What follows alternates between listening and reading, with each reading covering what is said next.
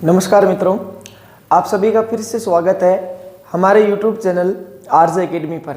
मित्रों, पिछले 2-3 दिन से कुछ वीडियोस जो है वो अपलोड नहीं किए गए थे, वो कुछ टेक्निकल प्रॉब्लम थी। इसके लिए आपसे सभी से क्षमा चाहते हैं। और अभी जो अपने वीडियो है सारे आर्ट एंड कल्चर के, जो चित्रकला में कुछ शैलियाँ बच रखी है और कुछ स्टूडेंट्स की मांग थी कि सर पहले अपने राजस्थान में आधुनिक हिस्ट्री वाला जो पोर्शन है वो पहले कराओ, उन्हीं के अनुसार और चित्रकला के भी और भी वीडियो आपको जो सारी शैलियाँ हैं वो कल इस यूट्यूब चैनल पर मिल जाएगी। आज अपन राजस्थान के इतिहास का जो मॉडर्न इतिहास का कुछ पार्ट है उसके बारे में अपन अध्ययन करने जा रहे हैं। और देखिएगा मित्रों, राजस्थान पुलिस के लिए स्पेशल और जो रेलवे की भी जितनी भी वैकेंसीज आई है उनके लिए इस हमारे चैनल पर लाइव कक्षाएं जल्दी ही शुरू होगी, मात्र 2 या 3 दिन में। और आपको राजस्थान पुलिस में वर्दी दिलाने का ये जो वादा रहेगा वो हमारा रहेगा। यानी कि इस प्रकार का मैटर दिया जाएगा जो शायद पूरे राजस्थान में कहीं नहीं दिया जा रहा हो, और एकदम अच्छे से, यानी कि हम आपको जॉब दिलाने में जो हमारा जितना भी योगदान हो सके वो संपूर्ण जो देने का है वो प्रयास करेंगे। मित्रों, आज अपन एक ऐसा टॉपिक पढ़ने जा रहे हैं जो बहुत ही इंपॉर्टेंट है। हर एग्जाम्स में उस टॉपिक में से प्रश्न पूछे जाते हैं। और देखिएगा, वो टॉपिक है राजस्थान में मराठाओं का प्रवेश और ब्रिटिश संधियां। कि राजस्थान में मराठाओं का प्रवेश जो है वो किस प्रकार हुआ था, मराठाओं ने राजस्थान के राजाओं को किस प्रकार लूटा, फिर उसमें ब्रिटिश संधियां, इसका मतलब अंग्रेजों का हस्तक्षेप अपने राजस्थान की राजनीति में किस प्रकार हुआ था, कितनी प्रकार की संधियां थी, कौन कौन सी फेल हुई, कौन कौन सी संधियां सही हुई, कौन कौन से राजाओं ने कौन कौन सी रियासतों के साथ में संधियां की थी। देखो मित्रों, सबसे पहले अपन इस पर बात करते हैं कि राजस्थान में मराठाओं का प्रवेश। देखिएगा, मराठा शक्ति जो है वो मजबूत क्यों हुई थी, ऐसा क्या कारण था। बाकी ऐसा हम अपने भारत के मध्यकालीन इतिहास में ऐसा शुरू से पढ़ते हैं कि मुगलों के और मराठाओं के बीच में जो है आपस में लड़ाई चलती थी, चाहे वो औरंगजेब हो, सांझा हो, जहांगीर हो, अकबर हो, या फिर मराठाओं में शिवाजी, इन सब के बीच में जो है वो आपस में प्रारंभिक जो है लड़ाइयों का कारण रहे थे। लेकिन मित्रों, आप सभी जानते हो कि 18वीं शताब्दी के प्रारंभ में जब जयपुर की स्थापना हुई थी, उसके कुछ वर्षों पहले और उनके कुछ वर्षों बाद में अपन यूं कह सकते हैं कि मुगल शासकों की जो शक्ति है वो धीरे धीरे कमजोर होने लगी थी। मुगल साम्राज्य का पतन होने लगा था और इन मुगलों की बिगड़ी हुई स्थिति का फायदा उठाते हैं मराठा सरदार, और इसी वजह से वो अपने राजस्थान में प्रवेश करते हैं। इनका अपन यूं कह सकते हैं कि मराठाओं का राजस्थान में प्रवेश पहले एक भाड़े के टट्टू के रूप में हुआ था, लेकिन फिर इन्होंने लूट माट की, चौथ कर जैसे कर वसूले, और इस प्रकार जो है वो राजस्थान के प्रसिद्ध लुटेरे बन गए थे। लेकिन इनकी पहले जो प्रवेश है वो एक भाड़ू के टट्टुओं के रूप में हुई थी। वो किस प्रकार हुई थी, देखिएगा, उसका जो है अपन अध्ययन करेंगे। देखिएगा, अपने राजस्थान में अगर अपन यूं कहें कि राजस्थान की सबसे धनी रियासत कौन सी है, पैसों की दृष्टि से सबसे धनी रियासत, देखिएगा इस रियासत का जो नाम है वो पहले तो हुआ करता था ढूंढाड़। बताओ, इस रियासत का नाम पहले क्या था, ढूंढाड़। आगे जाकर इस रियासत का नाम क्या हो गया था, आमेर। देखो, ढूंढाड़ इसलिए हुआ था, कहा जाता है कि यहाँ पर एक नदी प्रवाहित होती ढूंढ, एक राक्षस रहता था ढूंढा राक्षस, एक ढूंढ नामक यहाँ पर रेत का टीला भी था, और एक विशलदेव चौहान अपने अजमेर के चौहान वंश का शासक हुआ था। उसने मीनाओं को ढूंढ ढूंढ कर इस प्रदेश में मारा था, क्योंकि मीनाओं ने उस चौहान शासक का जो है वो कोष अर्थात धन पूरा का पूरा चुरा कर भागे थे, इसलिए ढूंढ ढूंढ कर मारा था। इसलिए इस प्रदेश का नाम क्या कहलाया, ढूंढाड़। आमेर में निवास करने के कारण, अंबिकेश्वर महादेव के मंदिर के होने के कारण और अंबा भवानी के होने के कारण इस जगह का नाम क्या पड़ा था, आमेर पड़ा था। और देखिएगा, इस आमेर का ही आगे नाम जो है वो जाकर क्या हो गया था, जयपुर, क्योंकि इसकी स्थापना जयपुर के शासक सवाई जयसिंह द्वारा 18 नवंबर 1727 को विद्याधर भट्टाचार्य की वास्तुकारिता की देखरेख में की गई थी। देखिएगा, ढूंढाड़, आमेर या जयपुर रियासत का जो शासक था मित्रों, उस शासक का नाम था सवाई जयसिंह। बताओ, जयपुर की गद्दी पर कौन बैठ रखा है, सवाई जयसिंह जयपुर की गद्दी पर बैठ रखा था। देखिएगा, सवाई जयसिंह के समकालीन अगर अपन बूंदी की बात करें, देखिएगा अपने राजस्थान में एक चौहान वंश राज करके गया था, और उन चौहान वंश का नाम था हाड़ा। हाड़ा चौहानों की राजस्थान में मुख्यतः जो है वो 3 रियासतें थी, कोटा, बूंदी और झालावाड़। लेकिन उनमें से जो सबसे प्राचीन रियासत है हाड़ा वंश की, वो बताओ कौन सी थी? बूंदी। और देखिएगा इस बूंदी का जो राजा है वो था बुद्ध सिंह हाड़ा। बताओ बूंदी का राजा कौन था? बुद्ध सिंह हाड़ा था। आगे देखिएगा इधर जो सवाई जयसिंह है अपना जयपुर का शासक है, इस सवाई जयसिंह की एक बहना, और सवाई जयसिंह की बहना का नाम था अमर कुंवरी। बताओ सवाई जयसिंह की बहना का नाम क्या था? अमर कुंवरी। देखिएगा अमर कुंवरी का अपन यूं कह सकते हैं कि इसकी आधार कार्ड में उम्र 18 वर्ष हो गई थी। तो अमर कुंवरी ने अपने भाई साहब सवाई जयसिंह जी से कहा कि भाई साहब अब मेरा विवाह करवा दो, मेरा ब्याह करवा दो। अब तो आधार कार्ड में भी मेरी उम्र 18 वर्ष हो चुकी है, और अगर फिर आपने ब्याह नहीं करवाया ना तो फिर मैं मेरे स्तर पर देख लूंगी, देख लेना। फिर मेरे को ये मत कहना कि ऐसा कुछ गलत काम कर दिया था। इसलिए देखिएगा सवाई जयसिंह ने अपनी बहना अमर कुंवरी के विवाह करने की योजना बनाई थी, और इसके समकालीन अपने राजस्थान में जो सबसे उपयुक्त वर था वो था बूंदी का बुद्ध सिंह हाड़ा। तो ध्यान रखिएगा मित्रों, ये जो अमर कुंवरी अपने राजस्थान के कछावा वंश की रानी थी, और कछावा वंश की जो रानी थी उसे कछावी रानी कहा गया था। कछावा वंश की रानी बताओ कौन सी है? कछावी रानी। क्योंकि अमेर रियासत पर कौन सा वंश राज करके गया था? कछावा वंश। देखिएगा अमर कुंवरी का जो विवाह है वो बूंदी के बुद्ध सिंह हाड़ा के साथ में हो गया। बताओ इस अमर कुंवरी का ब्याह किसके साथ में हो गया? बूंदी के बुद्ध सिंह हाड़ा के साथ में। और देखिएगा विवाह के कुछ वर्षों तक इनको पुत्र रत्न की प्राप्ति नहीं हुई थी। बुद्ध सिंह हाड़ा और अमर कुंवरी के कोई भी पुत्र रत्न की प्राप्ति नहीं हुई थी। 1 साल गुजरा, बोल कोई नहीं आएगा, रिजल्ट जल्दी आएगा, अगर विवाह हो गया है तो 1 साल गुजरी नहीं आया, बोल नेक्स्ट ईयर आएगा। 2 साल गुजरी फिर भी कोई भी रिजल्ट नहीं आया। 3 साल गुजर गई फिर भी पुत्र पैदा नहीं हो रहा, बोलो कोई बात नहीं। 4 साल गुजर गई कोई बात नहीं। 5 साल गुजर गई कोई बात नहीं। लेकिन 6ठी साल बात थी कि गड़बड़ किधर है मामला। बुद्ध सिंह हाड़ा और अमर कुंवरी के पुत्र की प्राप्ति क्यों नहीं हो सकी है, इसका क्या कारण रहा था? लेकिन देखिएगा कुछ ही वर्षों बाद में अमर कुंवरी और बुद्ध सिंह हाड़ा के एक पुत्र पैदा हुआ, और उस पुत्र का नाम था भवानी सिंह। बताओ उस पुत्र का नाम क्या था? भवानी सिंह था। लेकिन मित्रों ध्यान रखिएगा इस बूंदी के शासक बुद्ध सिंह हाड़ा ने उसे अपना पुत्र मानने से इनकार कर दिया कि मैं बुद्ध सिंह हाड़ा इस अमर कुंवरी के पास ही नहीं गया था, तो फिर ये जो भवानी सिंह है वो कहां से आया? अर्थात साफ साफ स्पष्ट हो रहा था कि बूंदी का बुद्ध सिंह हाड़ा इस भवानी सिंह को अपना पुत्र मान ही नहीं रहा था।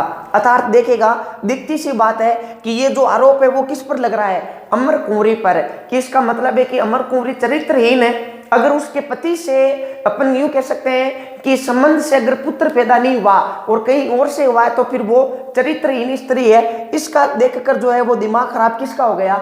सवाई जयसिंह का। कि रे बुद्ध सिंह हाड़ा तूने मेरी बहना अमर कुंवरी पर झूठा आरोप लगाया, कैसे लगाया? रुक बेटे अभी मैं तुझे बताता हूं। और देखिएगा इस सवाई जयसिंह ने बूंदी के बुद्ध सिंह हाड़ा को, यह एक समय के लिए बुद्ध सिंह हाड़ा बाहर गया हुआ था, उसी समय बुद्ध सिंह हाड़ा को हटा देता है बूंदी की गद्दी पर से 1730 में। ध्यान रखिएगा इस बुद्ध सिंह हाड़ा को कब हटाया गया था? 1730 में। बाकी 1727 से लेकर 1730 ईस्वी तक सवाई जयसिंह और बुद्ध सिंह हाड़ा के बीच में जो संबंध थे वो नॉर्मल थे। लेकिन बुद्ध सिंह हाड़ा की इस नीति को देखकर सवाई जयसिंह ने इसे गद्दी से हटा दिया। और देखिएगा गद्दी पर किसको बिठाया? दलेल सिंह को। बताओ गद्दी पर किसको बिठाया? दलेल सिंह। अब देखिएगा ये दलेल सिंह कौन था? ध्यान रखिएगा मित्रों, ये जो दलेल सिंह है वो सुल्तान सिंह का पुत्र था। बताओ किसका था? सुल्तान सिंह। और ये सुल्तान सिंह कहां का जागीरदार है? करवड़ का। ध्यान रखिएगा सुल्तान सिंह कहां का जागीरदार था? करवड़ का जागीरदार था। बूंदी में एक स्थान पड़ता है करवड़, वहां का जागीरदार कौन है? सुल्तान सिंह। और उस सुल्तान सिंह का पुत्र कौन था? दलेल सिंह। दलेल सिंह को गद्दी पर कौन बिठा देता है? सवाई जयसिंह। अर्थात बुद्ध सिंह हाड़ा को बूंदी के पद से हटाकर राजा किसे बना दिया? दलेल सिंह को 1730 में बना दिया था। और ध्यान रखिएगा इस सवाई जयसिंह के एक पुत्री थी, और उस पुत्री का नाम था कृष्णा कुमारी। बताओ पुत्री का नाम क्या था? कृष्णा कुमारी। एक वो कृष्णा कुमारी मेवाड़ के इतिहास में भी हुई थी, जिसको लेकर काफी बड़ा विवाद हुआ था, जिसको अपन राजस्थान के इतिहास में कृष्णा कुमारी के विवाद के नाम से जानते हैं। तो देखिएगा सवाई जयसिंह की पुत्री कौन है? कृष्णा कुमारी। और इस कृष्णा कुमारी का जो अपन यूं कह सकते हैं कि टाका किसके साथ फिट था? दलेल सिंह के साथ में। ये दलेल सिंह जब अपनी भाभीसा अमर कुंवरी को बूंदी छोड़ने, जयपुर रियासत में छोड़ने के लिए जाता था, तो एक बार देखिएगा कृष्णा कुमारी और इन दलेल सिंह के बीच में अपन यूं कह सकते हैं कि इनकी आंखें लड़ गई थी। और कृष्णा कुमारी ने दलेल सिंह से पूछ लिया कि हम आपके है कौन? और इस कृष्णा कुमारी ने और दलेल सिंह ने आपस में बता भी दिया था। अर्थात इस कृष्णा कुमारी का बताओ विवाह किसके साथ हो गया है? दलेल सिंह के साथ में हो गया है। जबकि बुद्ध सिंह हाड़ा जो था उसको बूंदी के पद से हटा दिया गया था। इस बात से नाराज हुई अमर कुंवरी कि भाई साहब, अगर उन्होंने मेरे पर इस प्रकार का चरित्र विहीन का आरोप लगाया था मेरे पति बुद्ध सिंह हाड़ा ने, कोई बात नहीं, लेकिन आपको उनको इस प्रकार की जो है वो हलचल नहीं करनी चाहिए थी। और मैं आज के बाद में प्रण लेती हूं कि मैं मेरे इस पुत्र भवानी सिंह को बूंदी की गद्दी पर बिठा कर ही रहूंगी, चाहे कुछ भी हो जाए। इसलिए देखिएगा सवाई जयसिंह इस भवानी सिंह की हत्या करवा देता है। लेकिन अमर कुंवरी भी सवाई जयसिंह को कहती है कि भाई साहब, अगर आप इस प्रकार के चाले चल सकते हो तो मैं भी आपकी बहनाई हूं, अगर आप गिर सकते हो तो मैं भी आपकी बहना हूं। आपकी सिराओं और धमनियों में जो खून बह रहा है वो मेरी सिराओं और धमनियों में भी बह रहा है। तो ध्यान रखिएगा, अमर कुंवरी ने एक दूसरा पुत्र गोद लिया था और उस पुत्र का नाम था उमेद सिंह। बताओ पुत्र का नाम क्या था? उमेद सिंह। इस उमेद सिंह को वो गद्दी पर बिठाने के लिए अपन यूं कह सकते हैं कि इसने बहुत प्रयत्न किए थे, लेकिन देखिएगा एक औरत जात थी, इसलिए इसको जब बाहर से और कहीं से जब संभावना या फिर सहायता करने की संभावना नहीं मिली थी, तो इस बूंदी की रानी अमर कुंवरी ने ही सबसे पहले अपने राजस्थान में मराठाओं को प्रवेश दिया था। वो कैसे हुआ था वो भी अपन देखेंगे। देखिएगा अपने राजस्थान में अपन यूं कह सकते हैं कि सबसे धनी रियासत कौन सी थी? ढूंढहाड़ या आमेर, या इसी का नाम क्या पड़ गया था? जयपुर। इसका राजा कौन है? सवाई जयसिंह। सवाई जयसिंह की बहना कौन है? अमर कुंवरी। अमर कुंवरी का विवाह बुद्ध सिंह हाड़ा के साथ में हुआ था, लेकिन उनसे काफी समय बाद में जो पुत्र पैदा हुआ भवानी सिंह, उसको बुद्ध सिंह हाड़ा अपना पुत्र मानने से इनकार कर देता है।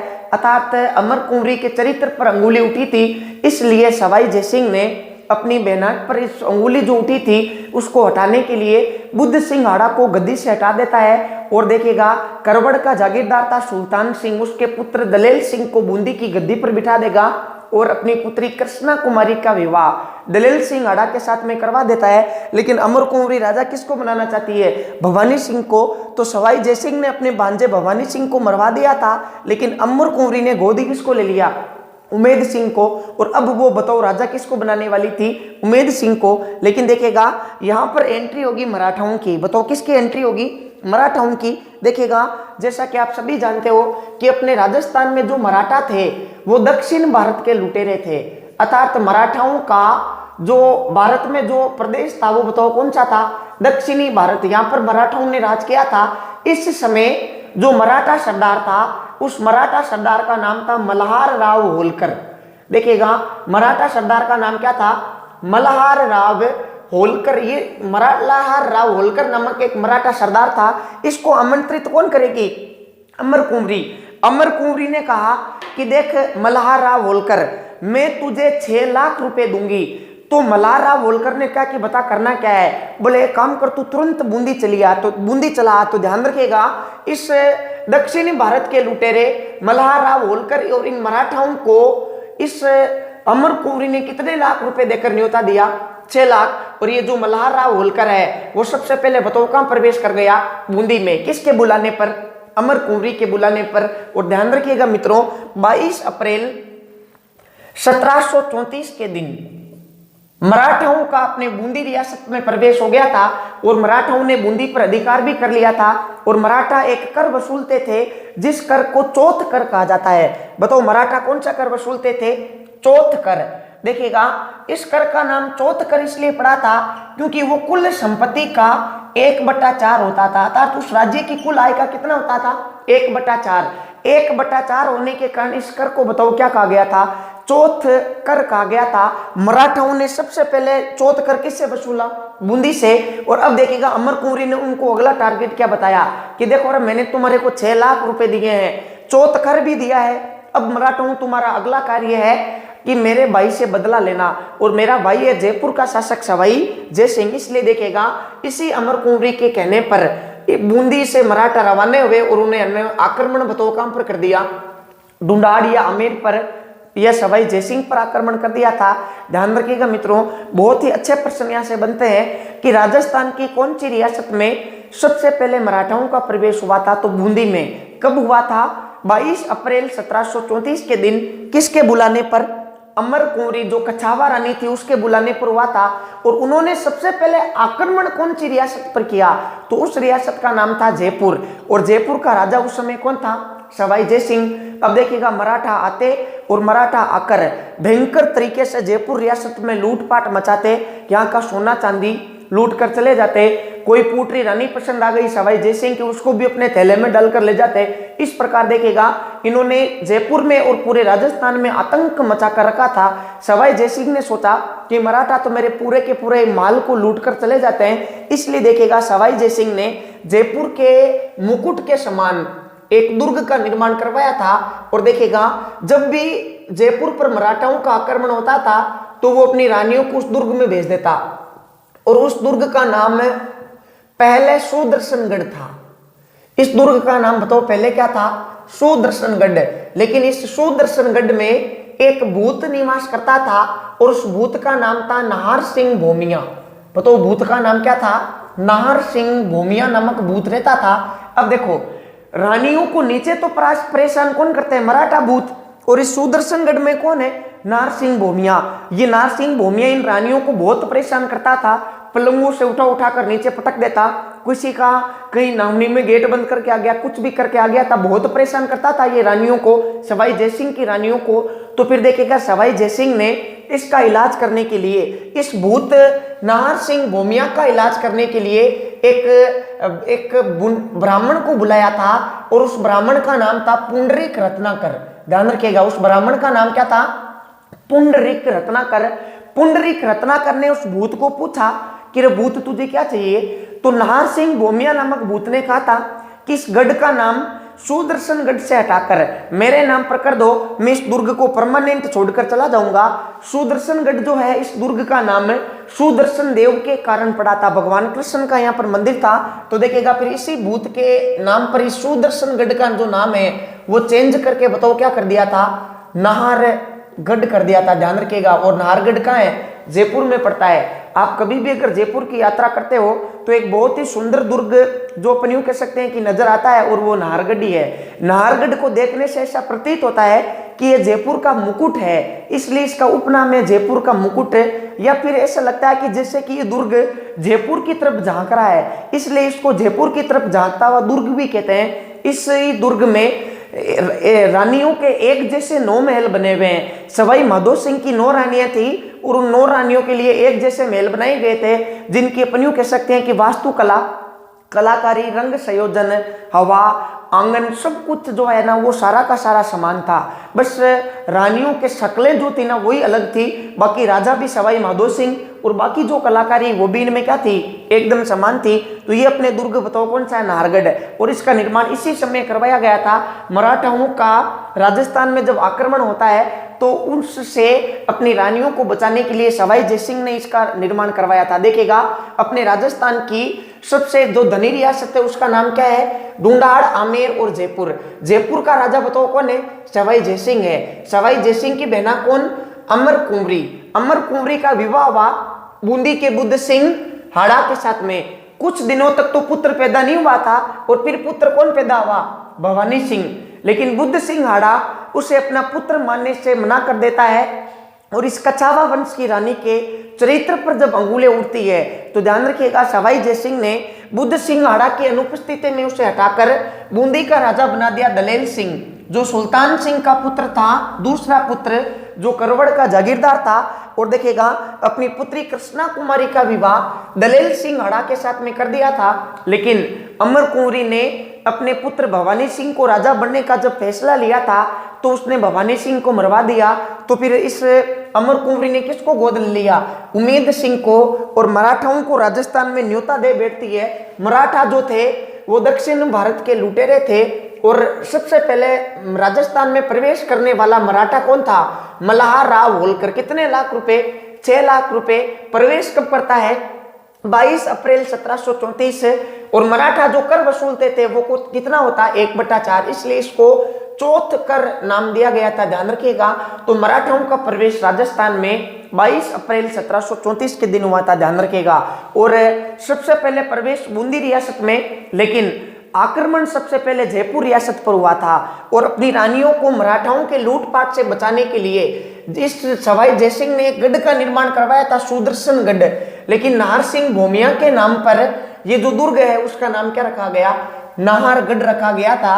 और इस भूत को पकड़ने का कार्य किसने किया था? पुंडरीक रत्नाकर ने किया था, ध्यान रखिएगा। अब देखिएगा इधर, मराठा जो थे वो राजस्थान को जी भरकर लूट रहे थे, यानी कि अपन यूं कह सकते हैं कि दोनों हाथों से मराठा अपने राजस्थान में लूटपाट मचा रखे थे। तो पूरे राजस्थान में भय था कि मराठा कितने भयंकर तरीके से लूटपाट कर रहे हैं। लेकिन सबसे ज्यादा मराठाओं ने जयपुर रियासत को जी भरकर लूटा था, ध्यान रखिएगा। तो सवाई जयसिंह ने राजस्थान के सारे राजाओं से एक आवाज लगाई कि रे राजस्थान के राजाओं, अभी तक तो इन मराठाओं ने बूंदी और जयपुर को लूटा है, लेकिन अगर अपन ने जल्दी ही इन मराठाओं के खिलाफ कोई फैसला नहीं लिया तो वो आने वाले समय में हो सकता है कि पूरी राजस्थान की रियासतों को लूटने लग जाए। इसलिए देखेगा, भीलवाड़ा के हुरडा नामक स्थान पर एक सम्मेलन बुलाया गया था, जिसे अपने राजस्थान के इतिहास में हुरडा सम्मेलन के नाम से जाना गया था। देखिएगा, अपने राजस्थान में एक स्थान पड़ता है हुरडा। बताओ कौन सी जगह है? हुरडा। और ये हुरडा नामक स्थान बताओ कहां पर पड़ता है? अपने राजस्थान के कौन से जिले में? भीलवाड़ा में। जहां पर बताओ कौन मिली थी? झनुड़ी मिली थी। हुरडा भीलवाड़ा सम्मेलन। हुरडा नामक स्थान पर जो सम्मेलन बुलाया गया बताओ उसे क्या कहा गया? हुरडा सम्मेलन। देखिएगा, ये जो युद्ध संधियां या फिर ये जितने भी रहे ना, इन सब का नाम स्थानों के नाम से हुआ है कि जिस स्थान पर संधि, युद्ध या सम्मेलन होता उन्हीं के नाम पर उनका, जैसे कि देबारी नामक जगह पर समझौता हुआ, देबारी समझौता, उसी प्रकार देखिएगा हुरडा सम्मेलन की जो दिनांक थी वो थी 17 जुलाई 1734। देखिएगा, इसको याद किस प्रकार करना है कि 17 और 17 कितने होते हैं? 34 होते हैं। तो हुरडा नामक जगह कहाँ है? भीलवाड़ा में। हुरडा सम्मेलन की दिनांक क्या थी? 17 जुलाई 1734। आगे देखिएगा, हुरडा सम्मेलन का उद्देश्य कि ये जो हुरडा सम्मेलन बुलाने के पीछे अपने राजस्थान के राजाओं का उद्देश्य क्या था? देखिएगा, हुरडा सम्मेलन का उद्देश्य राजपूताना या फिर अपन यूं कह सकते हैं राजस्थान, राजपूताना या राजस्थान के सभी राजा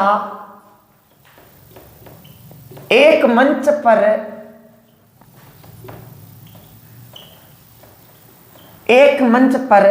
एकत्रित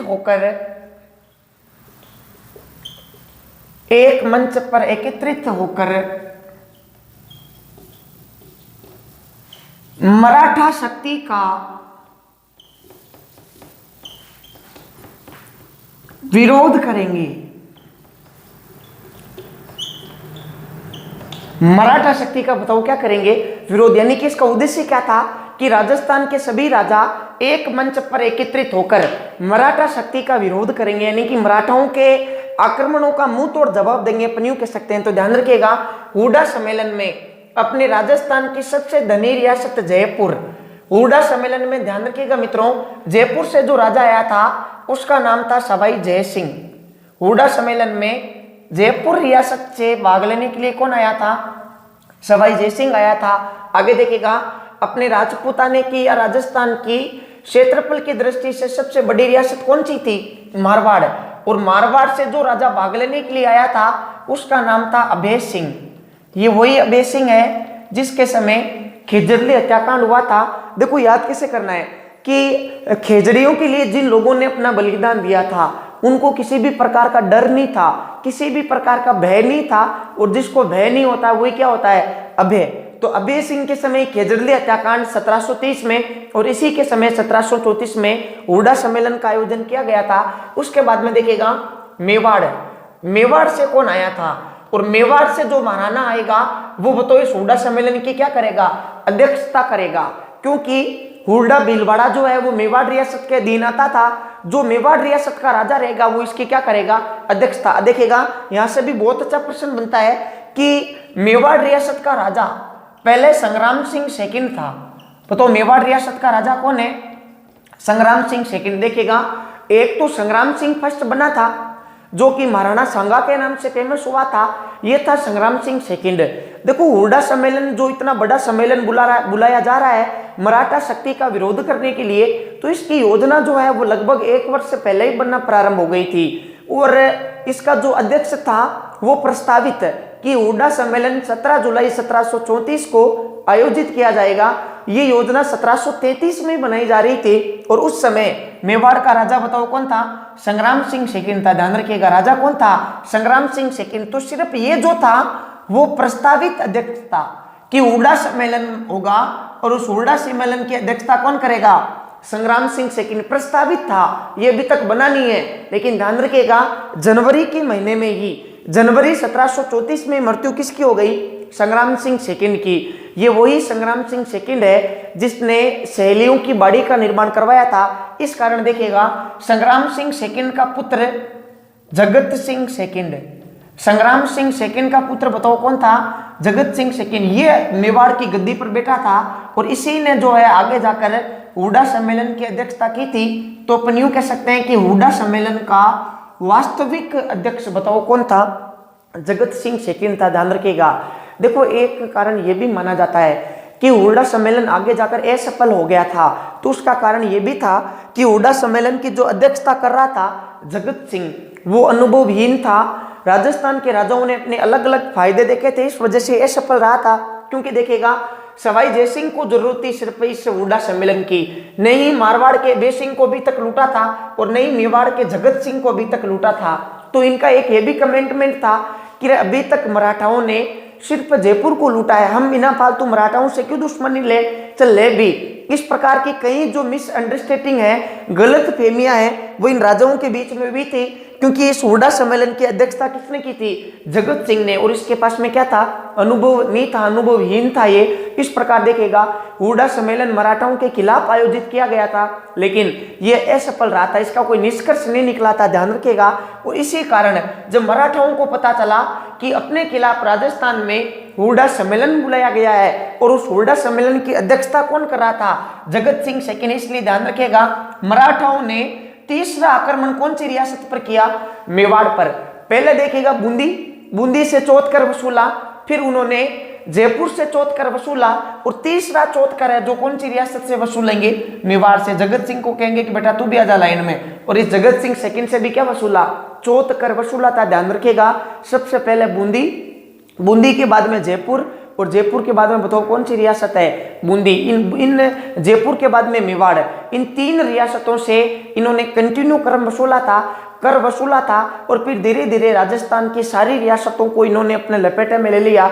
लेकिन ध्यान रखिएगा बहुत ही इंपॉर्टेंट प्रश्न कि कौन कौन सी रियासतों, जो अपन यूं कह सकते हैं कि राजस्थान की कौन कौन सी रियासतें थी जो मराठाओं के हस्तक्षेप से अछूती रही थी, अर्थात मराठाओं ने उनको नहीं लूट पाए थे। तो ध्यान रखिएगा मराठाओं के हस्तक्षेप से अछूती रहने वाली रियासत एक तो बीकानेर थी, और मित्रों ध्यान रखिएगा एक जैसलमेर थी।